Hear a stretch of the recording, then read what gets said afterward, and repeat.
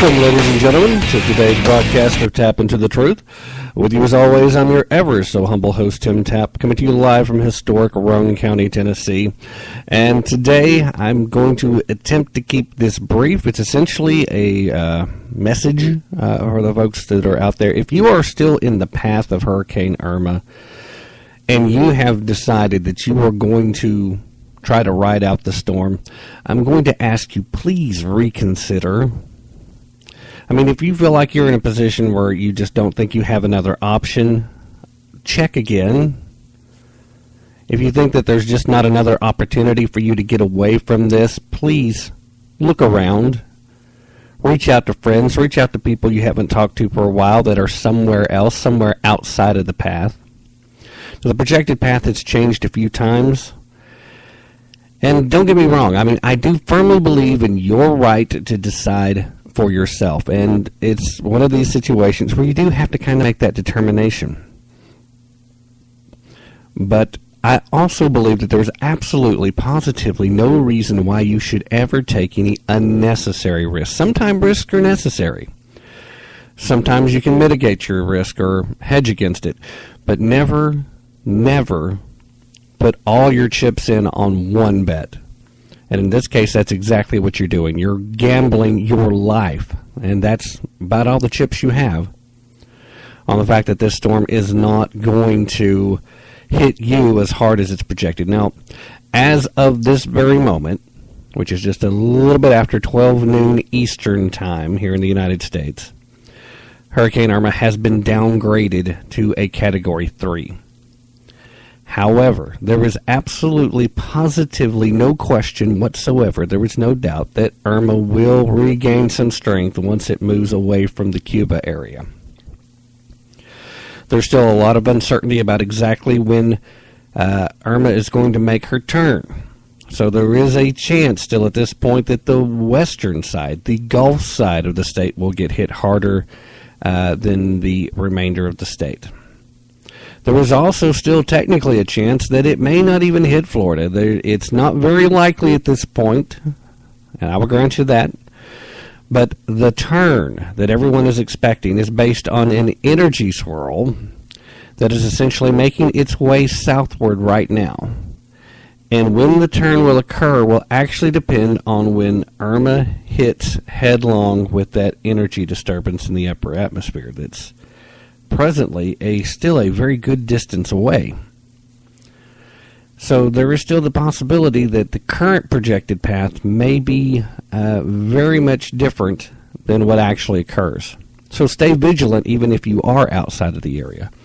But again, I'm going to please ask you, if you are in the path of the hurricane and you are intending on staying in the path of the hurricane, please let me implore you to once again just reconsider the option, because there is nothing that you are staying there for that cannot and will not be replaced. Believe me when I say, if you need proof, just take a look at what has happened with Hurricane Harvey. Look at what has happened for the state of Texas. Now, of course, you have your negative Nancys and your naysayers and your whiners and your grumps and your crudgety old folks that occasionally have negative things to say, but for the most part, you can count on us, the remainder of the country, to have your back. We will help you rebuild. We will help you do what you need to do to restore your life. But you have to preserve that life. So don't take any unnecessary chances. Yes, likelihood of a Category 3, which most of the state under the current projected path will be what feels, is not as likely to cause loss of life, especially in a state that is accustomed to being hit. But this storm is a little bit different than most of them. It has been stronger than most, and the waters right now between Cuba and the Keys are a little warmer than usual, which means there's a lot more energy and a lot more opportunity for Irma to regain strength. It is still almost a certainty that she will be back to a Cat 4 by the time she hits, and there's still the possibility, although not as likely now with the current downgrade, that she still could move up to a Cat 5 before she hits the Keys. If you are on the Florida Keys, still there right now, what are you waiting for? Governor Scott has told you repetitively, everyone in the state, there will be no emergency services available. Not right away. So please, find somewhere to go. You've almost waited too late at this point, but there is still time. So please do so. And now for the rest of you, if you are not in the path, but you know someone who is, and you know someone who not only is still in the path, but who has decided, then right now is the time to be bombarding them.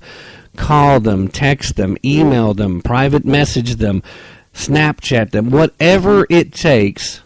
Harass them. Make them angry with you that you are bugging them so much, but do everything you can to try and convince these folks to rethink the strategy of trying to ride out the storm. And I asked you on behalf of the fact that it is safer to avoid it. This is a particularly destructive storm. It's not the typical that we see. Now, Florida will rebuild. Florida will see another day. It is not the end of the world, but for the time being, even light injuries could be far more serious as a result of the fact that you're not going to have immediate first responder assistance. It's just not going to be available. So I don't know in what other more uncertain terms I can use, because this is as certain as it gets. This storm is coming. This storm will be there. This storm has done a lot of damage in places. Now, thoughts and prayers to the folks who have already been affected by this storm.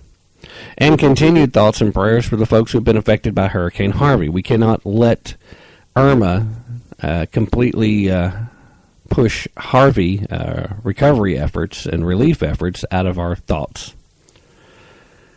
But at this point, there's still time to mitigate and the possible ramifications of what this storm will do. The cost in property damage is still just property damage. The cost in human lives can be alleviated to the lowest possible level. So let's do that. Please, get out of the way of the storm if you can. And then if you absolutely positively can't, if there is no way whatsoever that you just don't have that option, and right now I don't know how it would be that you couldn't possibly have the option to get out of the way, then do whatever you have to do to remain safe. Because at the end of the day, again, it's your life that cannot be replaced. And I very much would like to be speaking to a lot of you for Wednesday night's show. I would very much like to see news stories on Monday about how no lives were lost because of Irma. That would be some of the greatest news that we could possibly get. And the likelihood of that being the case is pretty low. But we increase those odds, the more of you that get out of the way. And quick message for anybody out there that would like to try to take advantage of the situation, that sees this as an opportunity. You suck. This is a case where our friends and neighbors, our fellow Americans, are in dire need. And if you are willing to try and take advantage of this, either through criminal activity or through legitimate activity, but, it may be legal, but it's certainly immoral, then you are the worst kind of person. And I hope you have a great deal of difficulty looking at yourself in the mirror and understand that there are three things that are true for people that do these kind of things. There is a special place in the afterlife set aside just for you. And it's not the kind of special that you're going to enjoy. that before you make your trip to the afterlife, there's this little thing called karma, and while you may ride a wave of what you feel like is success because you continue to get what you want and you continue to get the things you need and you get to live high for a while, don't think for a second that karma doesn't have your number, and the fall will be a hard one. And the other thing is that people remember. Now, when it comes to politics, which this show is normally focused on, people have very short memories. People forget things very quickly. When it comes to the actions of a politician, the speeches of a politician, the promises made by politicians, a lot of people forget them quickly. When it comes to history, know your history. Lots of people forget their history very quickly, and that's assuming that you've been fortunate enough to actually been taught your history. Don't let Irma become a storm that is known for tremendous loss of life. Get out of its way. Get out of its way. Just get out of its way. For the past 3 or 4 days now, and it has been about 3 days, several people actually did get out ahead of the storm. They took the advice, they moved quickly. I've been seeing Florida license plates here locally. There's been a ton of them on up the road in Knoxville and on up the road a little bit further in the Gatlinburg and Sevierville area. Welcome. Welcome, every last one of you. I am happy you are here. I'm glad that you have came to a place of safety. Right here in Roane County, Tennessee, most of the hotels are full now, and that has a lot to do with folks looking for slightly better rates than what they could find in Knoxville. The whole drip here is you are welcome here, and there is still room a little bit further north. There may even still be a room or two here, so check. Get in touch with family members who have moved away if you don't know of any. And again, let me remind for the rest of you, please, if you know someone who is in the path and staying, give them a hard time. Offer to go get them if you're in that position. Whatever it takes to get these folks to reconsider their choice to stay. Whatever it takes. Because the last thing you're going to want is to know something bad happened and think for the rest of your life that you could have tried a little harder, that you could have done something more. You don't want that to ever be a cloud on your mind, because at the end of the day, there's really, if you made an effort, there's not much you could do. But you don't want to go around thinking, well, I remember that guy from high school, and we're still friends on Facebook, and he's living down there. Should I at least check on him and see where he's at and what he's doing now? Little things like that, for most of us, would nag for a while. Don't let it. Be proactive. Invite these people into your communities. Invite these people into your homes if you know them well enough. Emphasis on if you know them well enough.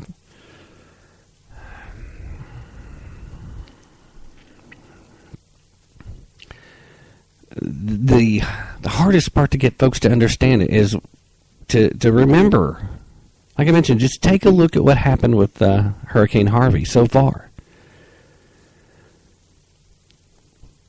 Most of us, especially most of us here in the South, we don't think of Florida any worse than we think of Texas. So there's no reason for you to believe that we're not going to be just as willing to help. Volunteers will arrive after recovery efforts start, once it's safe for everyone to go back. Volunteers will be there to help you to rebuild, to clean up, to help keep food available, to help keep safe drinking water. The opportunities will be there. Whatever you may be at risk of losing, you are probably going to lose anyway. There's no reason to lose your life as well. But again, I reiterate the fact that we will have your back. And by we, I mean the rest of the country. And not just this country. There are folks from New York to Los Angeles that'll be willing to make contributions and help in any way they can. There are people from right here as far as Rockwood, Tennessee to Ontario, Canada. And yes, I said Canada because Canadians have been very helpful to this point also with Hurricane Harvey relief efforts. Israel had organizations in Texas. It's not just the American people that will have your back. We have friends and neighbors and people who understand that when we help our allies, when we help our friends, when we help our neighbors, when we help like-minded people, when we help others that embrace liberty and freedom, that we're making a stand and we're dealing a blow against the forces that would have you believe that we have to be divided. They're dealing a blow against the forces that want to keep you in little tiny boxes with different labels so that we feel like we need to be fighting with each other. You don't have to worry whether or not I'm some white redneck in East Tennessee that's flying a Confederate battle flag, but I won't take the time to try and help you out because you may be black or Hispanic. That all stops during a time of crisis. That all stops during times of need, and it's because we are Americans. It's because we believe at our core that you are still our friends and our neighbors, even if we're not getting along. Most of us inherently understand there is a difference between the rank and file citizens of this country and those with political agendas who deem themselves or see themselves as leadership. If it was up to Congress, the chances of getting things done in an appropriate fashion are pretty slow. But there's a reason for that, and I point this out quite often. The whole system was designed to move slowly. The whole system was designed to prevent knee-jerk reactions. Because more often than not, when you make a knee-jerk reaction, it's usually a bad one. And if it isn't, it's purely through the grace of God that it wasn't. So remember, we will have your back. I promise you this. We will help you find places to stay if that's the only thing that's keeping you from moving north. Once you get far enough to a safe location, and granted, if you come right up here to where I'm at, you're not going to avoid rain. But you're certainly going to avoid Category 3 winds. You're certainly going to avoid Category 4 destruction. This isn't your regular hurricane. That's all I have to say. All right? That's, again, I'm begging, I'm pleading. If you are in the path, even if you're in some of the mandatory evacuation areas in South Carolina, if you are in the path of this thing, if you are in a place where where the government has insisted that you find shelter elsewhere and you've decided that no, you're staying, please reconsider. Again, I understand. I believe you have the right to make that choice, and that's why I'm not telling you, get out now. I'm asking you to please reconsider. Just think about your options again, because there are safer places to be. There are smarter places to be. And whatever you're going to lose, if you think staying there is going to help you keep it, very rarely does you being there make a significant difference as to how much you still have when the storm's done. Now, there may be an occasional time. I can't make this choice for you, but what I can tell you is, just statistically speaking, the chances of you being there making an impact on how much you have left after the storm passes is so low that there's no point in it. There's really not. You're not going to lose anything that can't be replaced if you are safely out of the way. So please. Now that you've heard me go on about that long enough, now that's primarily what I wanted to go on the air about today.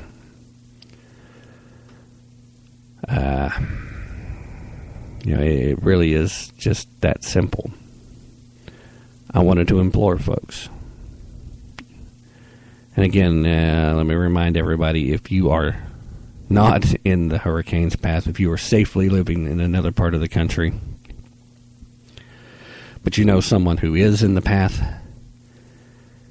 and who is refusing to leave, reach out to them. Try and get them to reconsider. It's just the right thing to do. All right. Well, you know what? There's other stuff going on. This is kind of outside of the normal schedule, but there are always stories that I can never get to during the regular shows. So let me go ahead and try to do a little bookkeeping for the general show. If you missed it recently, I've had some really good interviews with Walt Hollier, Dan Perkins, Dr. Herb London, Ray Blanco, Rahim Kassam, who happens to be the editor-in-chief of Breitbart London. Had a great conversation the other day with Dr. Everett Piper, and then had a tremendous interview this past Wednesday with both Nancy Parsons and Melanie Morgan. Sunday's show, I'm scheduled to have Brian Maloney on as well. Both Melanie Morgan and Brian Maloney are associated with MediaEqualizer.com. They are co-founders of the organization. I'm sure you've heard of it. If you missed the other ones, please check out those shows in archives. You will not be sorry. It was very good conversations with these folks. I also had a great conversation with Doug Giles on the same broadcast where I had Walt Hollier, Dan Perkins, and Herb London on. The Ray Blanco issue was we were asking the question in regards to, is it time to legalize marijuana, which is always a fun and controversial topic. Had folks in the chat room kind of upset and had folks in the chat room that were all for it. So, you know, again, a lot of conservative-minded folks have a lot of varied opinions. I personally do think that medical marijuana should be a go. Outside of that, I'm not really firm one way or the other. I'm open to discussion and arguments on it, but that's just me personally. I'm not a big supporter of the idea of just recreational use, but you know, when you take a look at the fact that tobacco and alcohol are legal and they're every bit as dangerous, if not more dangerous, in a lot of realistic ways, I just keep making the point that when it comes to anything like that, it is the intensity in which you use said item that really determines how good or bad it may be. Alcohol is completely safe when consumed in reasonable, responsible fashion. Once you go past that responsible level, suddenly it is very dangerous. Tobacco also has medicinal purposes. It's really good for drawing poisons out and things of that nature for external use. Still not real sure if there's any real positives for smoking tobacco other than the fact that, you know, people seem to just enjoy it. Well, that alone, you know, it becomes a libertarian issue at that point. So, at any rate, please feel free to check out some of those. And again, remember Sunday's show, Brian Mahoney is scheduled to be with us. I've also had some great conversations with folks fairly recently. If you want to go back a little further, Michael Daugherty, Ken Crow, Eric Peters, and Joshua Harmon, a lot of folks that are leading the fight. Even had Brian Patrick Eha on talking about Bitcoin, talking about his book, How Money Got Free. Michelle Minton was on recently. You know, we've had Ed Brodal. You want to go a little further back than that? A great episode not that far ago. Dr. Meg Meeker was on. Had a lot of positive feedback from that broadcast. So, you know, check those out. Brian Crabtree's been on a few times, and not that long ago. We're talking about shows that are reaching back as far as June right now. But, A lot of news has transpired between here and there will obviously be things that do not get covered over the next little bit. So we're going to need to try and be vigilant as folks who are involved with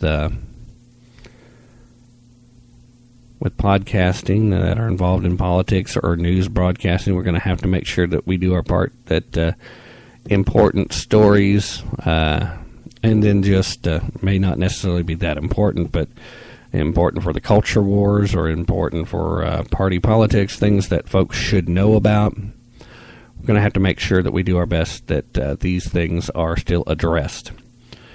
One such story has to do with our culture warriors. A Democratic councilman has been forced to resign after fervor over his furry fetish. New Milford, Connecticut's Scott Chamberlain is better known as Gray Muzzle. Yeah, I suppose that means something for the furry fetish crowd.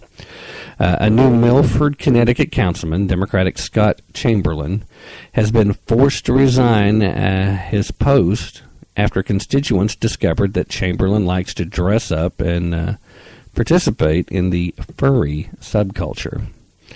Chamberlain is heavily involved in the furry community, it seems, which happens to be a subculture of adults who dress in life-size animal costumes, not dissimilar to the kind that typically represent sports teams as mascots. There are furry conventions, furry meetups, and, of course, online groups and social media pages devoted to fleshing out, if you'll forgive the pun, fur-covered alternate identities. The councilman, who goes by his alternate name, Gray Paws, when at furry conventions, that's what he goes by, when he's among all his little four-legged friends and all. Well, he had his secret identity revealed when one of his constituents posted screenshots of Chamberlain's profile from a private furries-only website. How private do they get to be? If it's online, it is not private, okay? You need to know if you're participating in this kind of thing. No judgment on this part, whatever you want to do in the privacy of your own whatever, that's your business. I don't see that it's really any of mine, so I'm not going to be the one who's going and trying to hack into these websites and whatever, but anytime it goes online, anytime you're participating on websites, then it's fair game for somebody to discover, and it's not going to remain private. And if you become a public figure, well, then guess what? Folks are going to find out about it. Now, although members of the furry community don't necessarily see dressing up as part of a sexual fetish, most say that they do it as a form of social interaction and as part of a fandom. Chamberlain's profile did list a few red flags on that account, however. According to the New Milford News-Times, Gray Paws had a list of loves, likes, and hates, some of which were sexual in nature. His profile also mentioned that he tolerates rape. Now, well, I guess at that point it is starting to get a little bit weird, especially for someone who's supposed to be a community leader. And I would imagine as a councilman there might have been an opportunity for him at some point to seek higher office, but I don't know, tolerating rape? Rape is not something that should be tolerated in any form. Even rape play, I think, is probably a questionable activity, even though there's not any actual rape going on in those such circumstances, but it is dangerous. And why is it the last few broadcasts I've been talking an incessant amount of time about alternative sexual behaviors?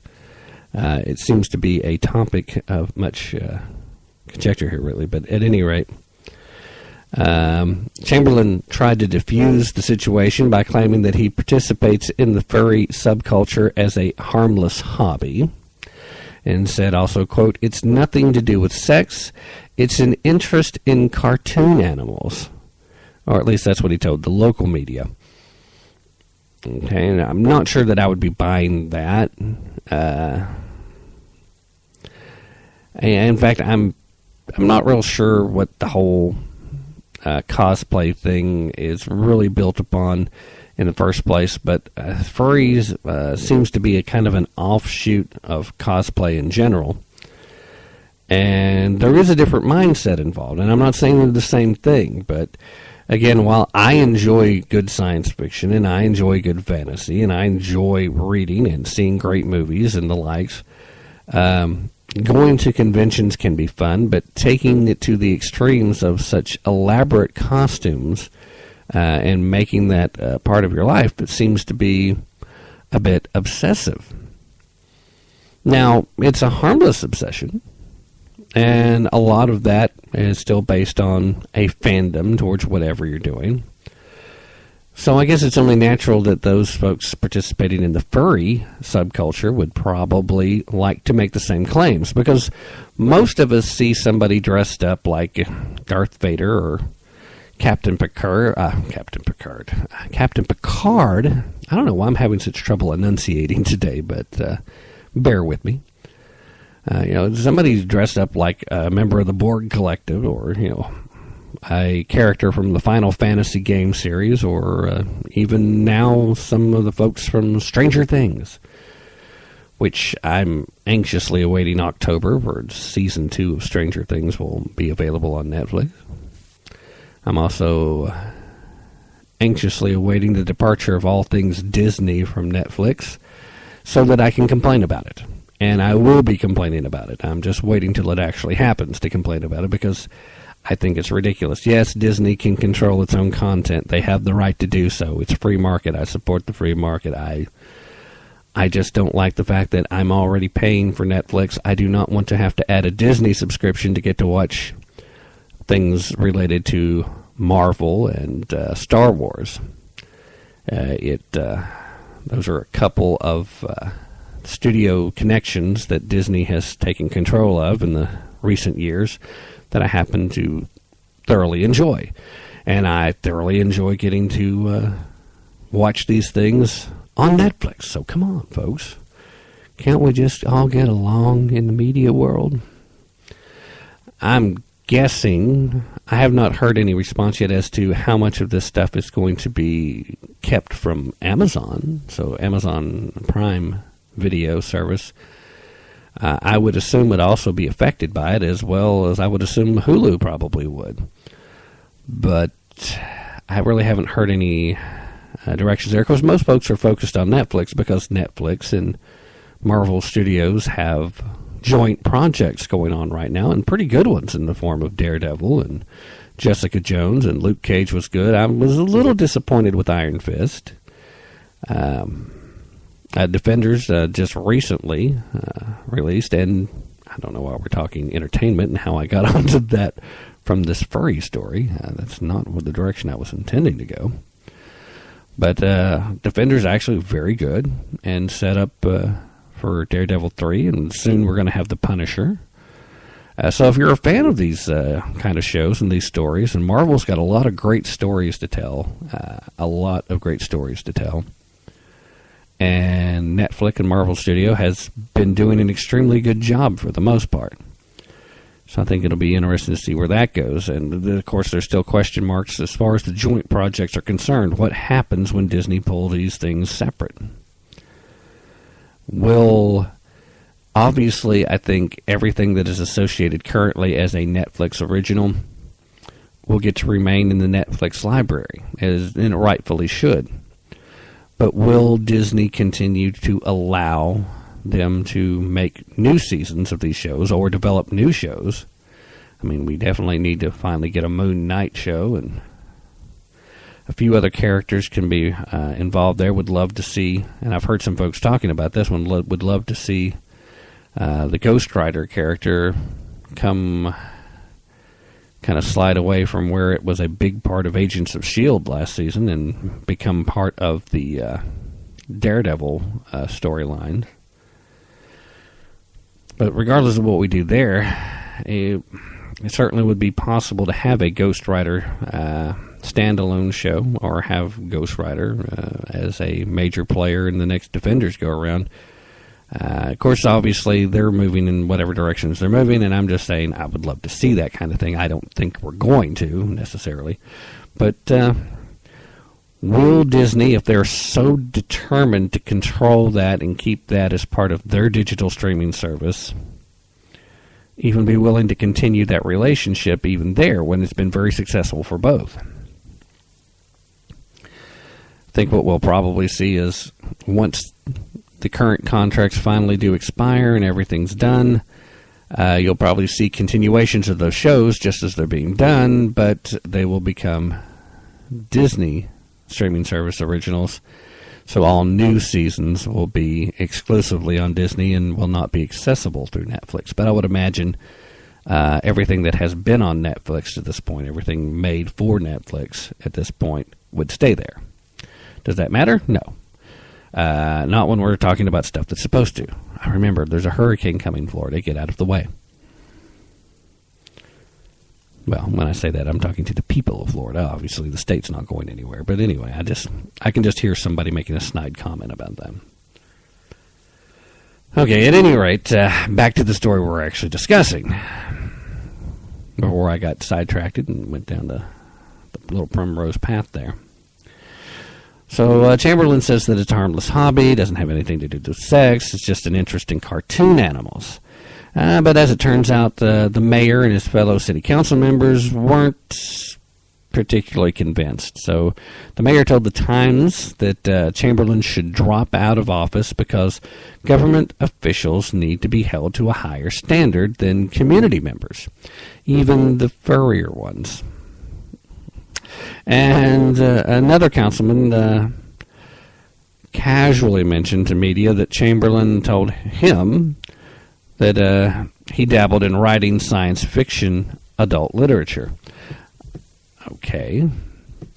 So, again, I'm not really seeing what the problem with that is, per se. I mean, folks can have hobbies. Chamberlain also pens a soap opera for other furries, and his characters, yes, do engage in adult activities. Most of the commenters who responded to the Facebook post about Chamberlain's extracurricular activities seem to feel the same, that what people do in the privacy of their own homes is their business, but this might just be a step too far for a quiet town in central Connecticut.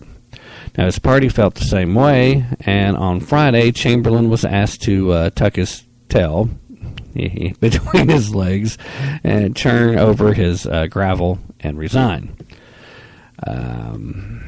And so that's kind of the deal. He's being kind of pushed out. Both the party and the council and the mayor wants him out of the way. But now my question to you, is this really that serious of an offense? There's nothing illegal about it. There's nothing even really that perverted about it unless you take it down this path.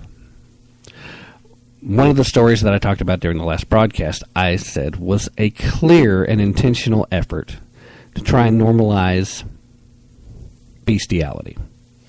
And I said that because it obviously was. But is participating in the furry lifestyle the same thing? Is this kind of a safe way to begin delving into the ideology of bestiality without actually being involved in bestiality? That's what makes this part of a culture war story. As a nation, we are built on a culture that is designed to provide privacy for the individual citizen, but that really depends heavily on those taking responsibility for leadership positions to try and provide those basic services to hold themselves to a higher standard and to keep such proclivities out of the public eye. And the reason you want to do that as a culture is because you have to maintain respect of those around you. People are no longer going to listen to you if they don't respect you. Now, that doesn't mean you have to be fake, and it doesn't mean that you have to be a monk, but it does mean that there are certain aspects of your life that should be kept to yourself. And this isn't the equivalency of keeping homosexuals in the closet or anything of that nature. Although I'm sure in its extreme form you could say that it is the same thing. So ultimately this becomes a question for you. Now, I think that unless he has committed a crime, that shouldn't necessarily force him out of office. But I do find it interesting that in a state where the Democratic Party is still particularly strong, that there are enough local Democrats that kind of run the party there to feel like this is a step too far. So much the same as the conclusion from last Wednesday's show where I was talking about the other story, I think the same thing holds true.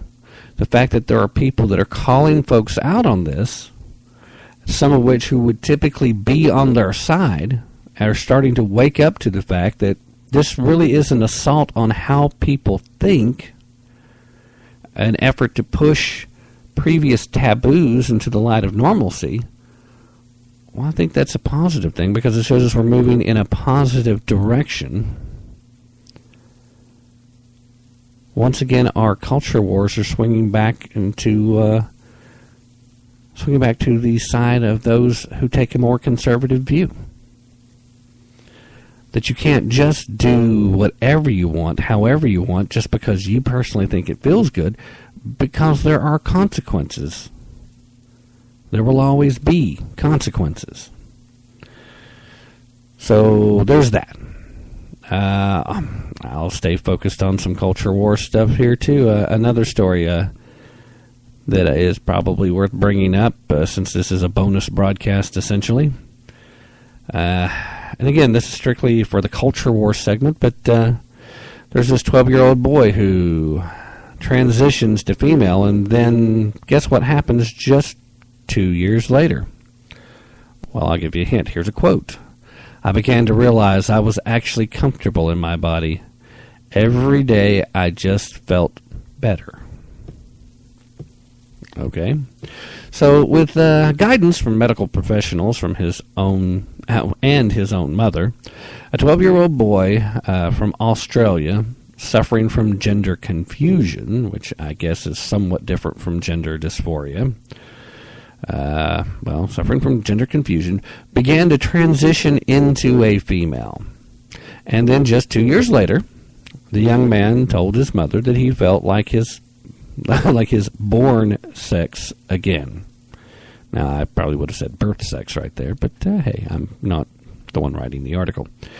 So at any rate, said that he was feeling like his birth sex again and is now in the painful process of transitioning back, which unfortunately in his case would also include surgery. The body mutilation, that is reassignment surgery, had already been done at this point, evidently. Patrick Mitchell was diagnosed with gender dysphoria at the age of 12, meaning that he viewed himself as a female, although he was born a biological male.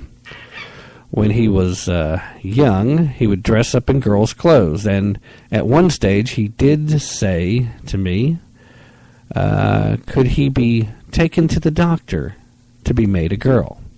This is a quote from the boy's mother. Although he was just a child, Mitchell was put on estrogen hormones to begin his transition. He subsequently began to grow breast and also grew out his hair. Quote, you wish you could just change everything about you. You just see any girl and you say, I'd kill to be like that. Now, this is what Mitchell said, who's now 14, but he gave this as an interview on 60 Minutes Australia. Well, you see, now, just 2 years since the start of the transition, Mitchell now says that he feels like his biological sex. Quote, I began to realize I was actually comfortable in my body. Every day I just felt better. The teen recognized that his gender confusion began to dissipate when his school teachers started referring to him as a female. Quote, he looked at me in the eye and said, I'm just not sure that I'm a girl. This is Mitchell's mother again. The young man has finally ceased his hormone therapy and is scheduled to go under the knife to remove his female breast. The harsh truth is the adults surrounding Mitchell who encouraged his transition failed him.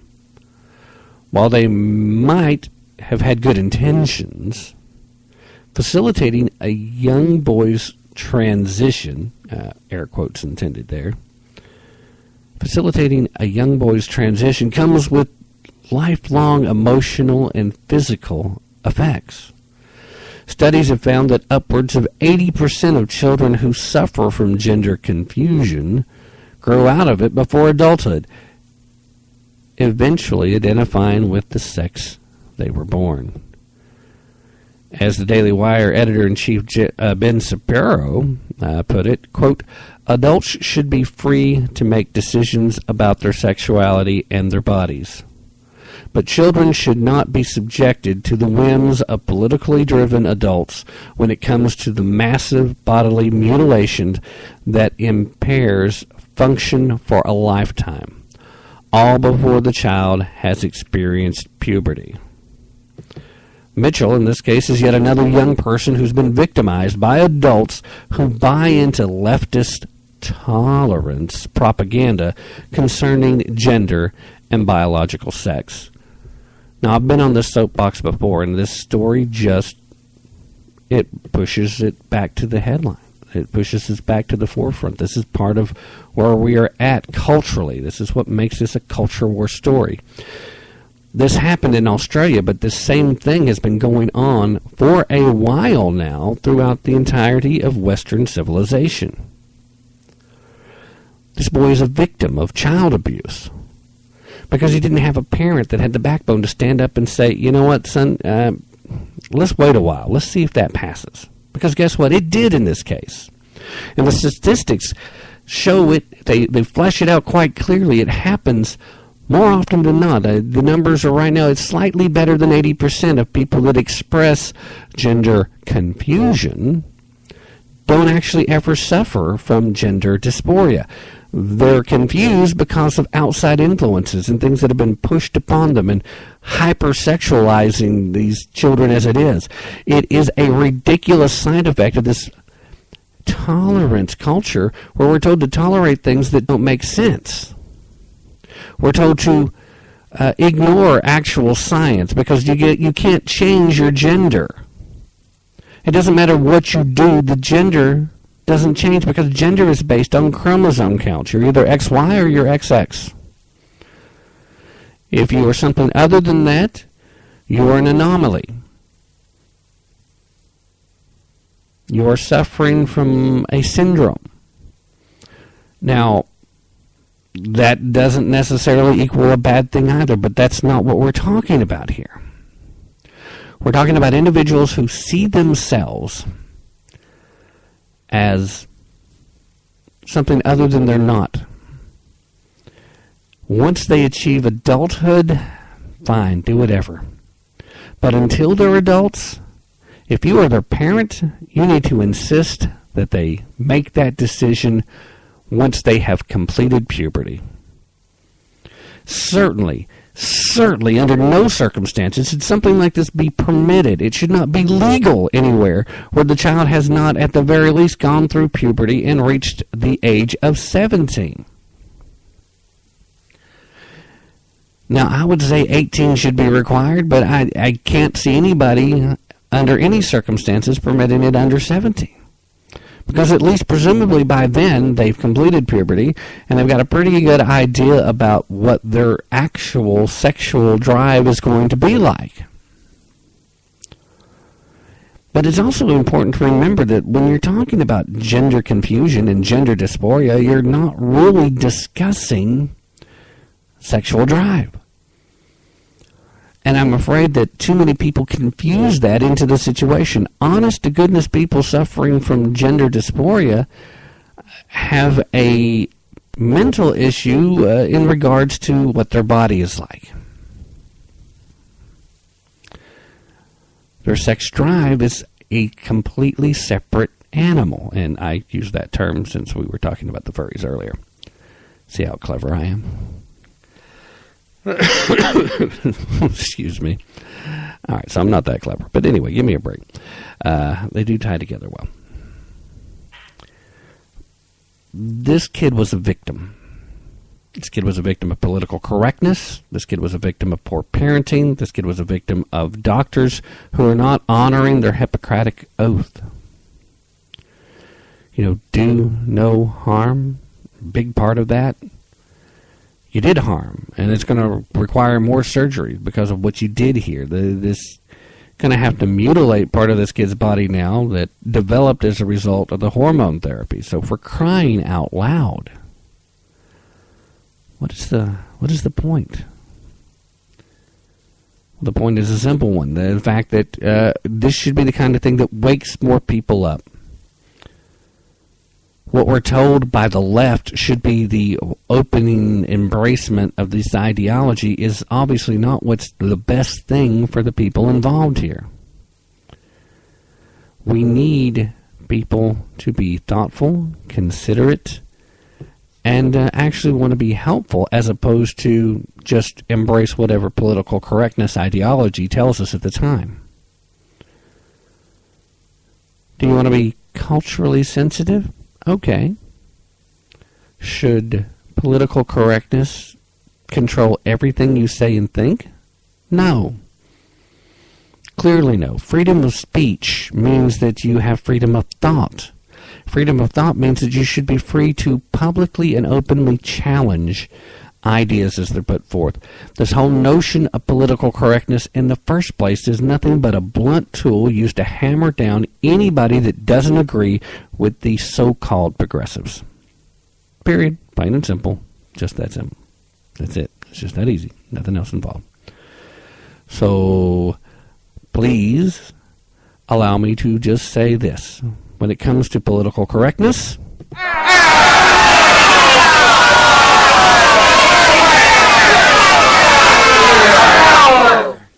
I agree. It's a bunch of crap, and the crowd should boo. All right, going to take a quick break. While I do that, going to play a little tunage. Going to come back, and then we'll try and wrap things up. Because like I said, this was not meant to be a full-blown show, although now I've already managed to prattle on for nearly an hour. See what happens when I get started? It just, I can't seem to stop. All right, anyway, so ahead of Irma, I'll be back. Stay with me.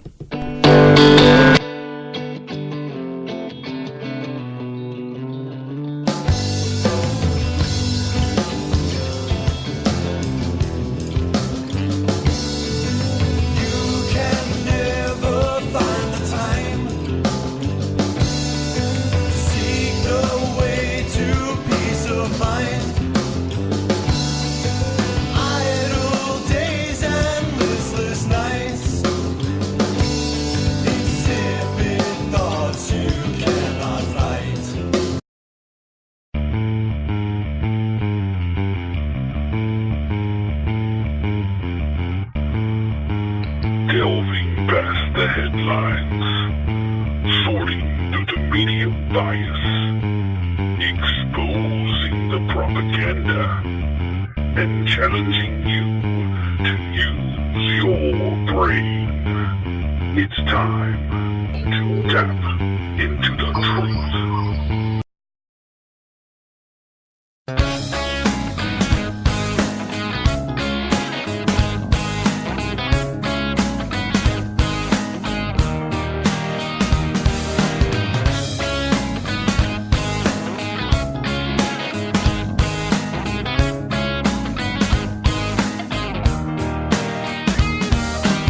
She's like an angel, works for the devil. She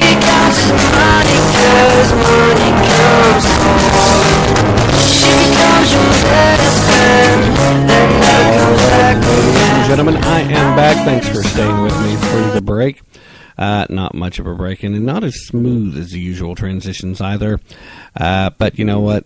We will get there. It will be fine, and we'll get back to the topics. And here are the next topic. I wanted to talk about this because I'm probably not going to get a chance to on Sunday. Trying to get some of the stories that I like to get to while I'm doing this. And this is also kind of me testing the waters again for doing a more regular broadcast. You know, I've been kind of locked into this Wednesday and Sunday thing for a while, and it just seems like the last several occasions, especially if I have guests on, that I just flat out don't have enough time to get to all of the stories. So here's a couple of stories. Again, this one more culture war story, and that seems to be what I'm focusing on today, because this is just stuff that would probably hit in the headlines you might have missed if you're not paying close attention, although I've heard folks talking about this one, but it's worth talking about, I think. Jennifer Lawrence, she is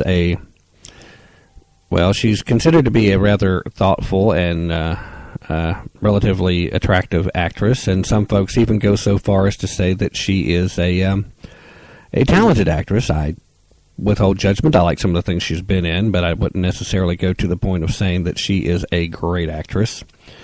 Jennifer Lawrence is now trying to say that these hurricanes that we're experiencing are punishment for electing Donald Trump. She even said so much as to say that you're watching these hurricanes now, and it's hardly real. Not to feel Mother Nature rage or wrath. Actually, folks, I'm having a bit of a technical glitch, so please stay with me for just a minute or two. Let me take care of the glitch. And once I do that, I will be right back, so just kind of stay with me if you don't mind. And I will be, actually I'm continuing to have a technical glitch because now I can't even seem to get over to what I'm trying to get situated here. So just stay with me a moment. And I will be, hopefully I'll be right back.